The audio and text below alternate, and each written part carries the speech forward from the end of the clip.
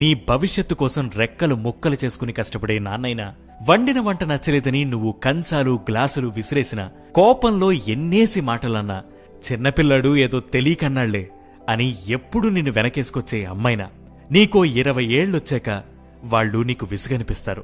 40 ఏళ్లు దాటగానే బరువనిపిస్తారు. 60 ఏళ్లకి ఆస్తి నీ పేరు మీదకి రాగానే అసలు వీళ్ళ అవసరమా మనకి అని అనిపిస్తూ ఉంటారు. కాదంటారా? కాలేజ్కి వెళ్లేటప్పుడు నీకు బండి కొనేంత వరకే నాన్న మంచోడు. బైక్ మీదెందుకురా స్పీడ్గా వెళ్తావు అని నిన్ను గట్టిగా తిడితే చెడ్డోడైపోతాడు. ఫీజులు కట్టి నిన్ను చదివించేంత వరకే నాన్న మంచోడు. చదవట్లేదని తిడితే నాన్న చెడ్డవాడు. నువ్వు చేసే ఎదవ పనుల్ని కప్పిపుచ్చేంత వరకు అమ్మ చాలా మంచిది, నాన్నకి చెప్తే పరమ చెడ్డది. మనుషుల కన్నా జంతువులైనవండి.